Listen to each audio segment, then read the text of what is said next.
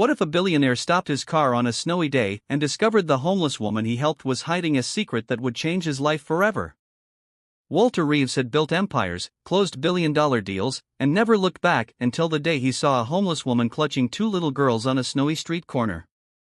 He stopped for a moment. That moment changed everything. Snowflakes swirled through the air like tiny shards of glass as the black SUV rolled down Fifth Avenue. The windows were tinted, shielding Walter Reeves from the cold world outside. Inside, the silence was thick, no music, no phone calls, just the hum of the engine and the faint clicking of the turn signal as the driver slowed for a red light. Walter leaned his head against the window, his breath fogging the glass. He had just left another boardroom, another endless meeting about growth, margins, and international expansion, a day like any other in his high-powered, high-priced life. But then something caught his eye. At the intersection, just beyond the crosswalk, stood a young woman. She couldn't have been more than 30, her coat far too thin for the biting January air, her scarf looking like it had been knitted years ago and worn every day since. She stood rigidly, holding two little girls close to her sides. The children were shivering. One had no gloves, the other was rubbing her hands together and blowing into them, her nose bright red from the cold. Both wore identical pink hats, the only new-looking thing on them. Walter felt a knot form in his chest. He didn't know why, but he reached forward and tapped the driver's shoulder. "Stop the car." The driver glanced in the rearview mirror. "Sir?" "Just stop," Walter repeated more firmly. But why did these little girls feel so familiar to a man who thought he had everything under control? The SUV pulled to the curb, and before the driver could open the door for him, Walter had already stepped out into the snow. The cold hit him like a slap, but he ignored it. He walked toward the woman slowly, cautiously, unsure what he was doing. Maybe it was guilt, maybe curiosity, maybe something else entirely. She noticed him coming and instinctively pulled the girls closer, her body tensing as though she expected him to shout, or worse, call someone to remove them. "I'm not here to bother you," Walter said, lifting his hands in a peaceful gesture. Are you all right?" The woman hesitated. Her eyes were weary, tired, but not defeated. "We're fine, thank you," she replied quietly, her voice like someone who hadn't spoken much in days. The two girls looked up at him with wide, curious eyes. They didn't speak. One clung to her mother's leg, the other stood with her hand in her mouth, watching him like he was a strange animal. Walter glanced around. The street was busy, but not bustling. No one else seemed to notice them. How could they not see what he was seeing? "You don't look fine," he said softly. "The girls are freezing." She bristled slightly. "We're used to it." "No one should be used to this," he said, shaking his head. He looked at the girls again. Something about them tugged at him deeper than just compassion, a flash of recognition that didn't make sense. Their eyes, maybe their posture. A strange ache bloomed in his chest, and for a second, he felt short of breath. "Look," he said, his voice a little unsteady, "I'm not trying to offend you, but there's a cafe right across the street. Let me take you and the kids in, get something warm to eat, no strings." She didn't answer right away. Her jaw was tight. Pride and fear wrestled in her expression. Then one of the girls let out a small cough, and the sound seemed to break her. "Just to eat," she said. Walter nodded. "Just to eat."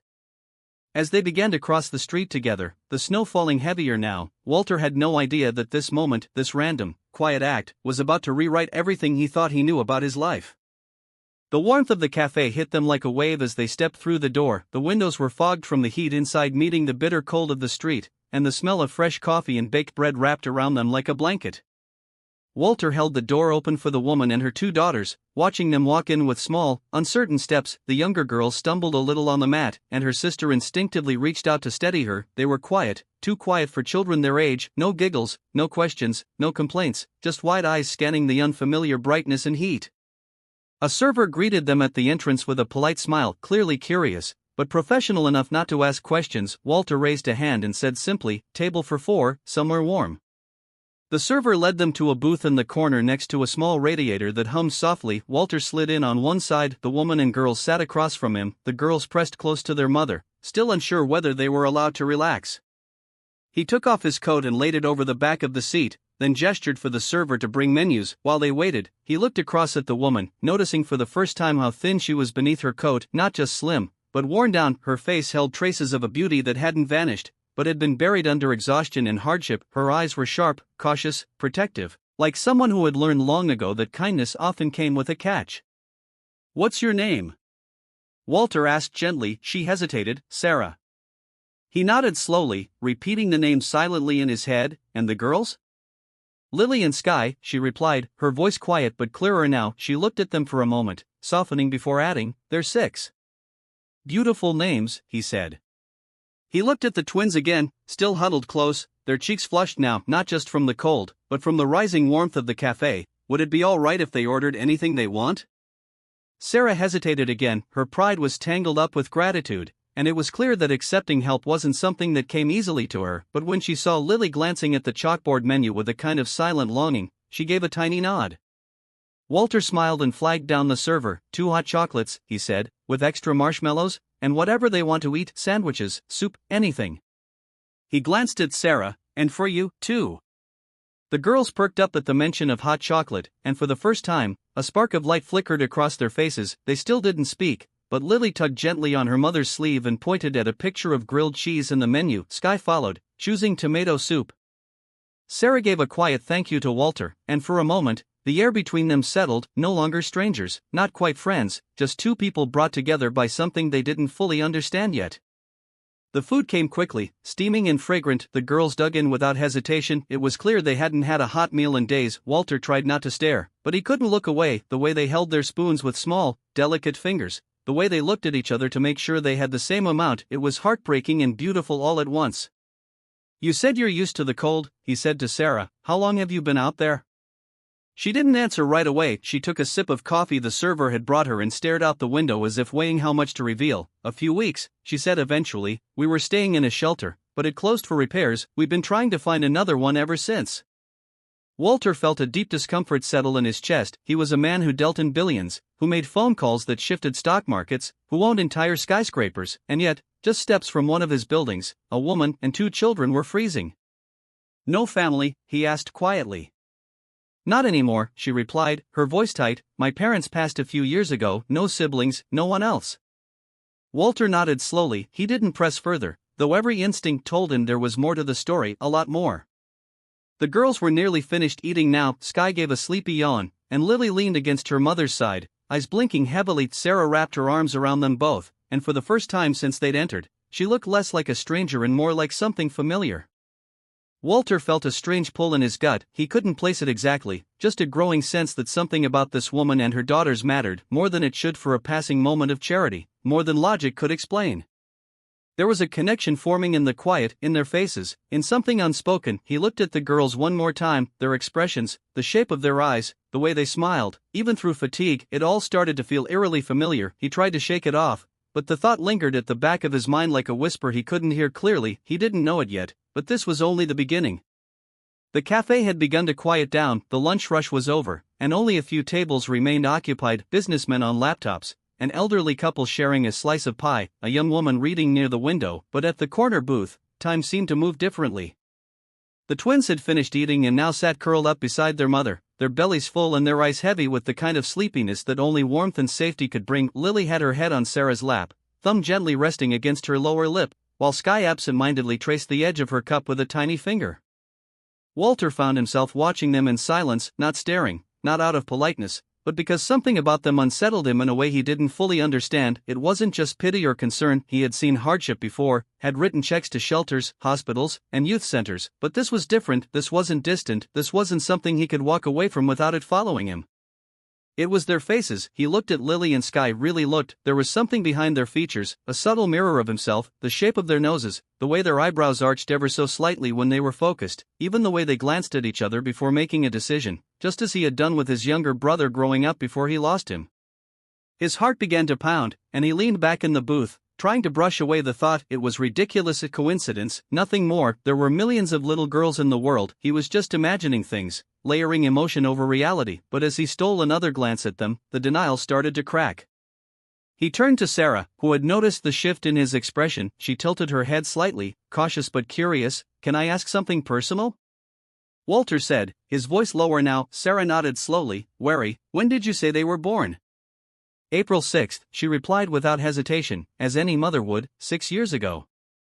The room tilted slightly in Walter's mind. He didn't react immediately. He couldn't. He did the math quickly, almost automatically. 6 years, that would be 2019, spring. It lined up almost exactly with the last time he had seen Sarah Hunt, the woman he'd loved with a kind of reckless intensity, then lost just as quickly. They had spent 6 months together in Boston, wrapped in work, late-night talks, And a chemistry he hadn't been able to replicate since they had fought one night badly. He had a flight to Zurich for a deal he couldn't postpone. She said she couldn't follow. He left, expecting to fix things later, but when he came back, she was gone. No note, no call, no trace. He tried to find her, but her number was disconnected. Her apartment was empty. Friends said she had moved out of the city. Eventually, he convinced himself she hadn't wanted to be found.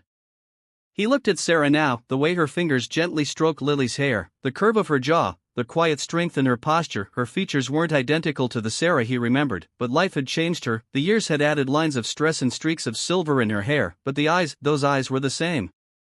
"You lived in Boston, didn't you?" he asked slowly, afraid of the answer. Her body stiffened. She looked directly at him for the first time since they sat down, and there was something sharp in her gaze, something that knew exactly what he was asking. "Yes," she said, her voice quiet but steady, "a long time ago." Walter's breath caught in his throat. He suddenly couldn't feel his hands, the edges of the table, the sounds of the cafe, the warmth of the radiator, all of it blurred into the background. He opened his mouth, then closed it again. His throat was dry. "Sarah Hunt," he said finally, almost in disbelief. She froze. You're Sarah Hunt." The way she looked at him in that moment, eyes wide, jaw clenched, breath held, confirmed everything before she even spoke. "I was," she said, her voice low. "I still am, but I wasn't sure you'd remember."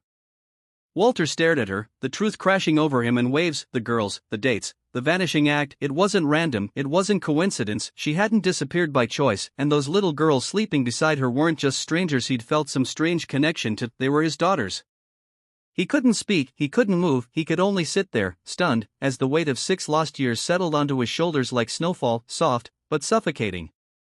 Walter sat completely still, the leather of the booth pressing into his back as if trying to keep him grounded. The world outside the cafe continued its steady rhythm. Cars passed, people walked by, bundled in coats and scarves, but inside, time had stopped. The hum of conversation around them faded to a distant murmur as his mind tried to wrap itself around what Sarah had just confirmed. These girls, Lily and Sky, his daughters. For 6 years, he had lived unaware that a part of him existed out there, shivering on a New York sidewalk, searching for shelter. He looked at them again, now asleep beside their mother's small faces, calm in a way that only comes after a long period of tension. They had eaten, they were warm, and for now, they felt safe, but behind that peace was a reality that shook him. They had suffered, they had been cold, hungry, scared, and he hadn't known, he hadn't been there. Walter turned back to Sarah, struggling to find the right words. Questions raced through his head like a storm, all tangled together. Why she left, why she hadn't told him, why she disappeared. But when he met her eyes again, he didn't see the answers. He saw pain, the kind of pain that doesn't vanish with time, only burrows deeper. "You have to tell me," he said finally, his voice low but urgent. "Why didn't you call me? Why didn't you tell me they existed?" Sarah sat upright, her hands resting protectively over the girls. Her jaw was tight, her eyes steady, but filled with something raw. "I tried," she said. "God, Walter, I tried." He blinked, confused. "You think I just vanished without a reason?" she continued, her voice shaking now, though she fought to keep it steady. "When you left for Zurich, I found out I was pregnant 2 weeks later. I was terrified, but I was ready to tell you. I called, I texted, I left messages, but then someone answered your phone, your assistant, the one with the accent mark." Walter's face darkened. What did he say? Sarah took a deep breath, as if forcing herself to relive it. "He said you'd moved on, that you didn't want anything to do with me, that you were seeing someone else, and that I should respect your wishes and not try to contact you again." Walter felt a coldness wash over him, far deeper than the weather outside. Mark had been with him for years, trusted, loyal, or so he thought. "I didn't believe him at first," she continued, "but then I stopped getting responses. My emails bounced back, your number changed, I even wrote a letter, but it came back undelivered. I thought you hated me." "I never knew," Walter whispered, more to himself than to her. "I never heard any of that. I swear to you, Sarah, I never got a message, a call, anything. If I had known." He couldn't finish the sentence. He didn't know what to say. No apology could reclaim the years he had missed. "I didn't have anyone else," Sarah said, her voice quieter now. "My mom died a month before the girls were born. My dad was already gone. I couldn't afford a lawyer. I worked 2 jobs until I started showing, then, one by one, they let me go. It's hard to find work when you're pregnant with twins and no health insurance." Walter's stomach turned. "I sold everything I had," she went on. "I moved from one tiny room to another after they were born. I worked nights cleaning offices. I did what I had to do, and I never told them who you were. I didn't want them growing up thinking their father didn't want them." There was no accusation in her voice, only exhaustion. She wasn't trying to make him feel guilty, she was just telling the truth. Walter looked down at his hands. They had built empires, signed million-dollar contracts, held champagne flutes at galas, but they had never held his daughters, not once. "I should have found you," he murmured. "I should have looked harder." You tried for a while, didn't you? She asked, almost gently. He nodded. When I came back from Zurich and you were gone, I didn't understand, you left no trace, I thought you'd made your choice. They sat in silence for a moment, the weight of their separate tragedy sinking between them. It was strange, neither of them had wanted to be apart, yet the world had conspired to make it happen anyway. Sarah glanced down at the girls. They're good kids, she said softly, smart, kind, they deserve more than what I've been able to give them. Walter looked at her and saw not a stranger, but the woman he had once loved, the woman he still might love, though he was afraid to admit it. Her strength, her stubbornness, her unwavering loyalty to her children, it hadn't changed. What had changed was everything else. You're not alone anymore, he said quietly. She looked up at him, her expression unreadable. For the first time, she didn't try to argue or dismiss his words, she just looked at him, tired, but hopeful, and in that moment, something shifted. Not everything was forgiven, not everything was healed, but the wall between them had started to crack, and through that crack, something new was beginning to grow. The sky outside had darkened. Through the foggy cafe windows, the city lights began to flicker on one by one, casting a soft amber glow over the snow-covered streets. Inside, the warmth remained steady, but at the booth in the corner, the emotional temperature shifted into deeper waters. The storm of discovery had passed, but in its wake was something heavier, grief, not the kind that explodes outward, but the kind that sinks in, quiet and weighty, filling every breath with unspoken thoughts.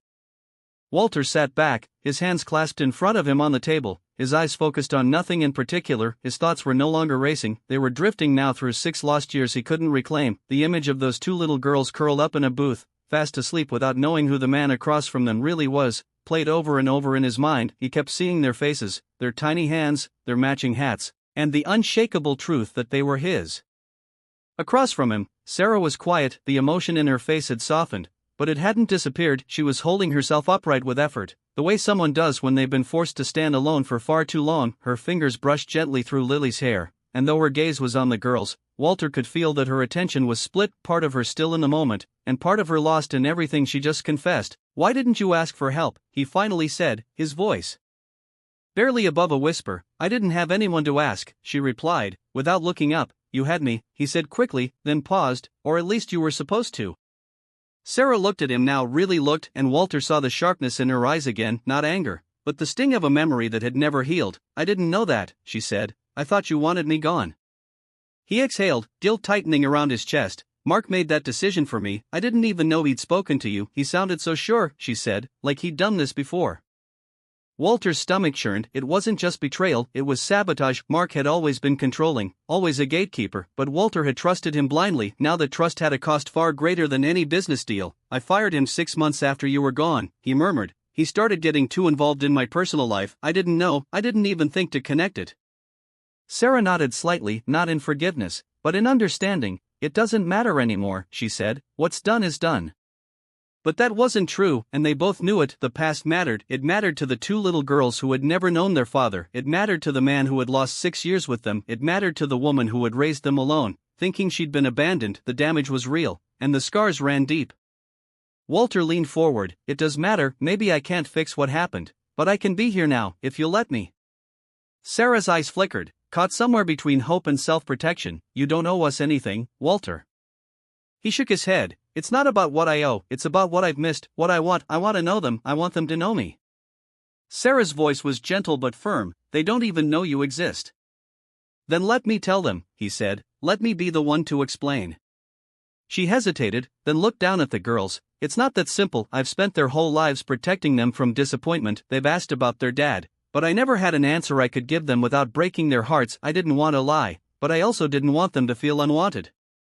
Walter closed his eyes for a moment, trying to imagine what it must have been like fielding those questions, holding in her pain while comforting them. The thought of them wondering why their father didn't love them, when the truth was he didn't even know they existed, was almost too much to bear. I can't erase the hurt, he said quietly, but I can start being present. I can show up, I can prove I want to be part of their lives.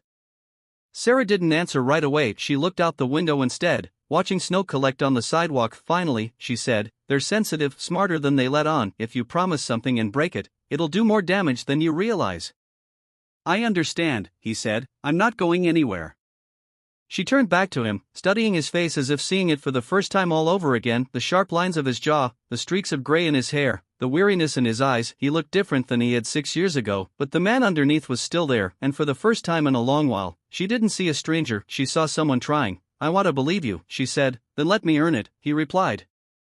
It wasn't a grand declaration, there were no sweeping promises or emotional outbursts, just two people in the quiet after the storm, trying to pick up the pieces of what could have been, what still might be. For the first time since sitting down at that booth, Walter felt a fragile sense of possibility, like a door had opened just enough for light to get through, and for Sarah, the weight she carried alone for so long felt just a little bit lighter. The following morning brought a kind of quiet Sarah hadn't experienced in years, not the anxious silence of cold mornings on street corners or the muffled stillness of a shelter hallway before dawn. This was a different kind of quiet, warm, calm, and for once, not filled with dread about what the day would bring. She opened her eyes slowly and sat up, blinking in the soft hotel room light as the thick curtains blocked out most of the city. The twins were still asleep beside her, curled into each other like always, but for the first time in recent memory, they weren't shivering. The previous night had passed in a blur. Walter had insisted on finding them a place to sleep that wasn't a bench or a crowded cot in a noisy shelter. At first, Sarah had refused, reflexively, instinctively, but the girls were exhausted, and the offer too sincere to ignore. Walter hadn't chosen a grand suite or anything extravagant, he'd picked a modest, clean hotel just a few blocks away, paid for the room in cash, and left without making a scene. He told her he'd be back in the morning with breakfast and hadn't pushed for anything else. It was the first time in years that a man had offered help without expectation. As the girls slowly stirred awake, blinking and rubbing their eyes, Sarah smiled for the first time in days. Lily sat up and looked around, confusion in her face melting into wonder as she realized they were still in the warm room. Sky, half covered by the blanket, mumbled something about pancakes, and Sarah laughed quietly. They didn't have to wait long. At exactly 8 a.m., a soft knock came at the door. Sarah moved carefully, still weary despite everything, and opened it to find Walter standing there with a paper tray of breakfast, eggs, toast, fruit, and 2 small boxes of chocolate milk. He looked hesitant, as if unsure whether he'd be welcomed. "Good morning," he said softly. "Hope I'm not too early." Sarah stepped aside and let him in. "You're right on time." The girls lit up when they saw him, though they still didn't quite know who he was. To them, he was the nice man who bought them food and made Mom smile, something they hadn't seen in a while. Walter sat on the edge of the armchair as the girls dug into their breakfast at the small table by the window. He didn't try to control the moment or steer it, he just watched, listened, and waited. After they ate, he offered to take them to get clothes. Sarah started to say no, old habits whispering warnings, but Walter interrupted gently. "I know it's a lot, I know you don't want to feel like you're accepting charity, but they need boots, real coats, gloves. Let me do this, Sarah, not because I'm trying to buy my way in, but because they're mine, too." She hesitated, then nodded, not because she was ready to fully trust, but because she knew he was right.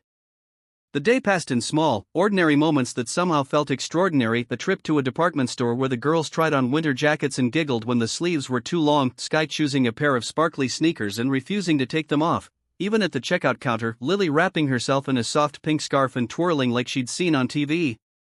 Sarah stood by their side, overwhelmed, unsure whether to laugh or cry. Walter never hovered, never made her feel like a guest in his world, he just existed beside them, steady and attentive. Later, he suggested they stop by a small pediatric clinic he trusted. The girls hadn't seen a doctor in over a year. Sarah tensed at the idea, worried about the cost, but Walter had already arranged everything quietly. The nurses were kind, the appointments smooth, the girls were healthy. Though underweight, Sarah sat in the corner of the exam room, watching Walter hold Lily's hand while she got her flu shot, and something inside her shifted. He wasn't performing, he wasn't checking a box, he was simply being there in a way that couldn't be faked. By the time evening came, Sarah felt like she'd lived 3 days in one. When they returned to the hotel, the girls were half asleep again, heads on each other's shoulders in the back seat of the car Walter had rented for the day. Sarah carried them upstairs one at a time with his help, tucked them in, and stood by the window while Walter lingered by the door. "I don't know what comes next," she admitted, arms crossed lightly over her chest. "I don't know how to navigate any of this." "You don't have to," Walter said, "not alone, we'll figure it out one day at a time." Sarah turned to face him. There was still doubt in her, still a protective wall that wouldn't come down easily, but behind that wall, a part of her wanted to believe him, not just for herself, but for the girls. "Tomorrow," she said finally, "you can come back tomorrow." Walter smiled. "I'll be here."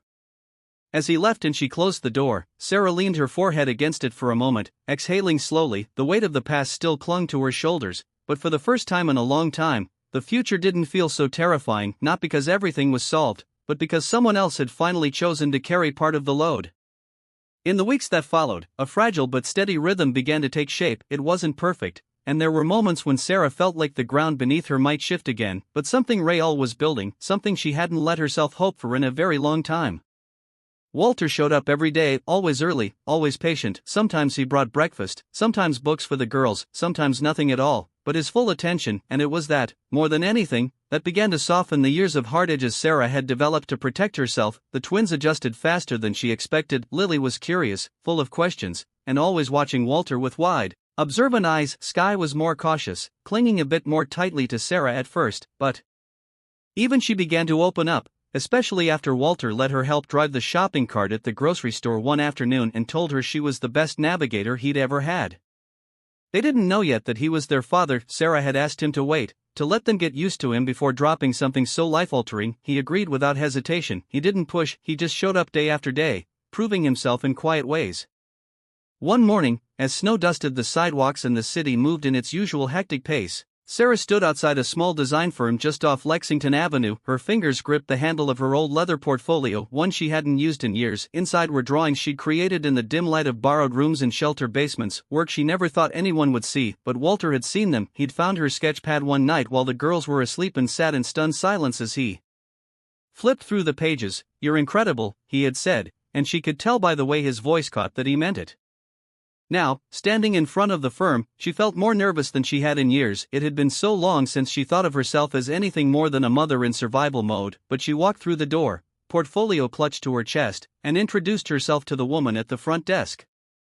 The interview lasted over an hour. The firm's lead architect, a kind man in his 50s, reviewed her work carefully, asked thoughtful questions, and at the end, offered her a part-time position on the spot. Sarah left the building stunned, stepping into the cold sunlight with her heart thumping in her chest, not from fear, but from the unfamiliar feeling of hope.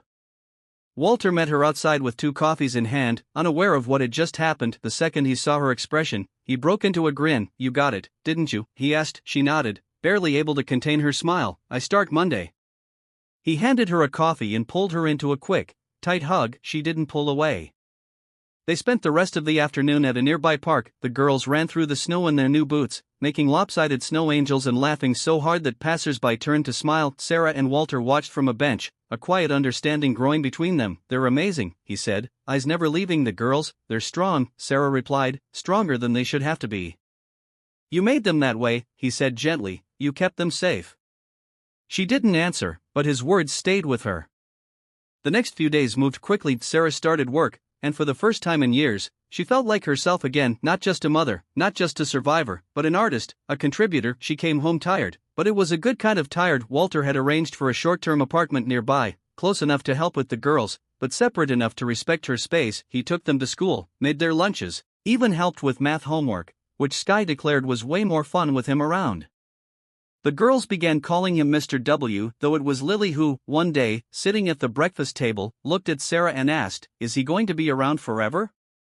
Sarah didn't answer right away. She looked at Walter, who paused mid-sip of his coffee, watching her carefully. "I think so," Sarah said finally. Walter smiled, but there was something behind it, something deeper. Later that night, as the girls fell asleep, he asked her quietly, "When do we tell them?" Sarah looked at her daughters, their breathing soft and even, their faces peaceful. She thought of all the nights she'd held them close and whispered promises she wasn't sure she could keep. Then she looked at Walter, and for the first time, she wasn't afraid of what came next. "Soon," she said, "when they're ready, when we're ready." And for the first time since their paths had crossed again, she truly believed they would be. The wind on the rooftop was gentle, the kind that carried spring in it, the soft kind of breeze that hinted winter had finally given up its hold. Below, the city stretched out in every direction, glittering in the late afternoon sun, alive with movement, noise, and color. But up here, it was quiet still, like time had paused for something sacred. The rooftop garden wasn't large, but it was beautiful in its simplicity. Strings of lights hung overhead, gently swaying, and clusters of white chairs had been arranged in a semicircle, facing a narrow aisle lined with potted wildflowers. There were no photographers pushing through crowds, no grand orchestra playing, just a few dozen people, friends, new co-workers, and a few people Sarah had met during her long journey, who now stood beaming with quiet joy. Lily and Skye wore matching pale yellow dresses and carried small baskets of petals, which they had taken very seriously all morning. They'd rehearsed their walk at least 10 times in the living room the night before, each one trying to outdo the other in grace and precision, until they collapsed in giggles, and Sarah had to beg them to go to bed. Now they stood at the edge of the rooftop garden, eyes wide and proud, holding hands tightly as they waited for the music to cue them.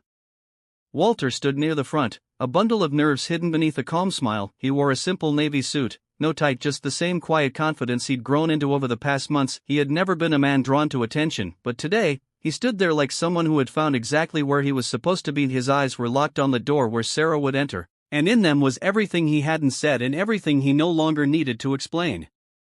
It hadn't happened overnight, their love hadn't come rushing back in with fireworks or declarations. It had rebuilt itself in the slow, careful unfolding of days, packing school lunches together, talking late into the night after the girls had gone to sleep, supporting one another through real-life moments. Sarah had hesitated, unsure if she could let herself trust again, but Walter had never pressured her. He waited, he listened, and he stayed.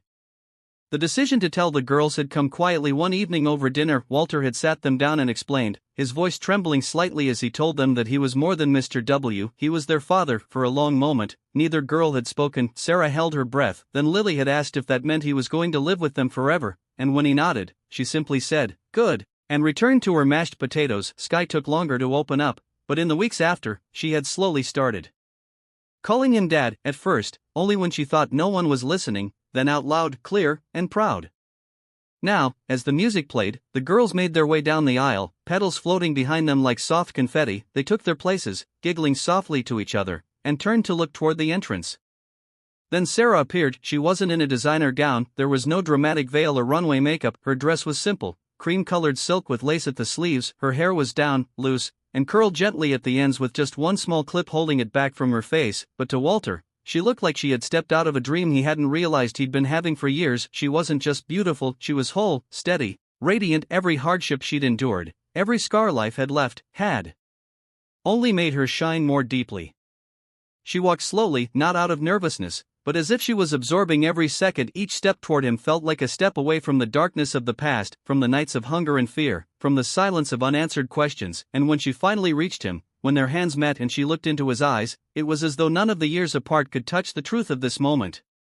The ceremony was short and honest. There were no extravagant vows or borrowed poetry. They each spoke in their own words to each other and to the girls. Walter promised not only to love Sarah, but to protect and honor the family they had become. Sarah spoke of forgiveness, of growth, and of the kind of love that survives silence and distance. She promised not perfection, but presence. The girls, when asked if they accepted Walter as their forever dad, responded with enthusiastic, synchronized nods. That made the small crowd laugh softly through tears. When it was done, when they were pronounced husband and wife, there was no wild cheering, no loud music, just quiet clapping, the gentle hum of the wind, and two little girls running into their parents' arms. They stayed on the rooftop as the sun set, its golden light washing over them like a blessing. There was food, laughter, and stories shared under the string lights. For the first time in years, Sarah felt what she hadn't dared to hope for: peace, not the fragile kind that could be stolen in a moment, but the kind you build slowly, day by day, with someone who chooses to stay even when things are hard. As night settled over the city and the girls curled up beside them, sleep pulling them under, Walter leaned close and whispered, "We made it." Sarah rested her head against his shoulder, fingers laced with his, and whispered back, "We're just getting started." And somewhere deep inside, in the space where all the hurt had once lived, something new had taken root, something bright, something lasting, something called home. This story isn't just about a millionaire finding his long-lost children or a woman surviving impossible odds. It's about the quiet strength it takes to keep going when no one is watching, and the courage it takes to open your heart again after life has tried to harden it. Walter and Sarah didn't get a fairy tale, they got something better, a love rebuilt through choice, not chance, a family formed not in perfection, but in persistence. And perhaps that's the most powerful kind of ending, not one where everything is magically fixed, but where two people, scarred and real, choose to start again together. In a world that often moves too fast to notice what truly matters, their story is a reminder that sometimes the most life-changing moments come when we simply stop, look, and decide to care. If this story touched you in any way, share your thoughts in the comments below, and don't forget to like and subscribe to Black Struggles to help us preserve these beautiful moments in a fast-paced world. We'll see you again on the next journey.